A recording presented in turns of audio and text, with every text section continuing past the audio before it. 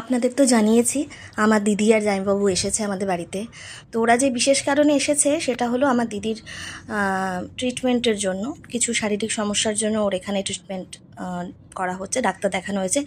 তারই কিছু টেস্ট ছিল যেটা কলকাতাতেই করতে হতো, আর আবার ডক্টর চেক আপ ছিল, সেই জন্যই ওরা এসেছে। তো সেদিন সকালে ওকে নিয়ে আমরা গিয়েছিলাম প্রথমে টেস্ট করাতে, আর তারপরে ডক্টর ভিজিট ছিল। তো সকাল সকাল বেরিয়ে পড়েছিলাম, কারণ অনেকটা দূর যেতে হতো। সেই কালীঘাটে ছিল ওর টেস্ট করার, ওখানেই টেস্টটা হবে। তো এখানে অংশুমান আমাদের অনেকটা রাস্তায় ছেড়ে দিয়েছে। তারপর আধা রাস্তা আমরা আবার অটোতে করে গেলাম, কারণ আমরা গিয়েছিলাম মেট্রো করে দমদম থেকে। তো আমার বাড়ির থেকে দমদম বেশ অনেকটাই দূর, আর বাসে যেতে বা অটোতে করে ভেঙে ভেঙে যেতে যেতে বেশ অনেকটাই সময় লাগে। তো ওই জন্য অংশুমান বললো আমি তোমাদের আধেকটা রাস্তা ছেড়ে দিচ্ছি, বাকিটা তারপরে তোমরা ওখান থেকে চলে যাও। তো এখানে এই অটো করে যাচ্ছিলাম, যেতে যেতে দেখছিলাম রাস্তাঘাট।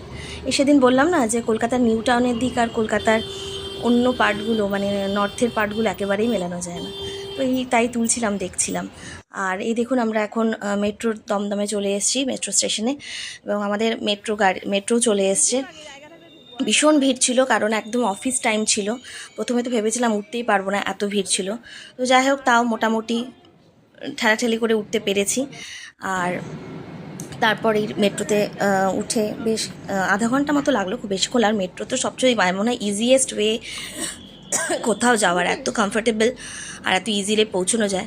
এই যে আমার দিদি তার রিপোর্ট, ডক্টর সব কিছু নিয়ে রেডি।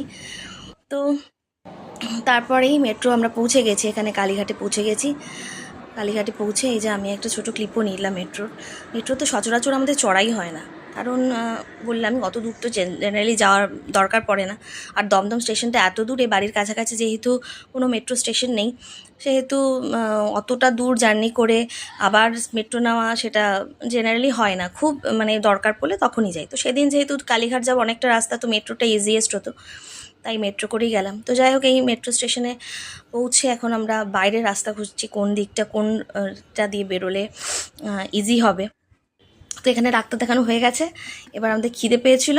তো ওখানেই রাস্তার উল্টো দিকে আমরা কোথাও কিছু খাই, তো সেরকম দোকান পাচ্ছিলাম না। তারপরে একটা দেখলাম ধোসা স্টল।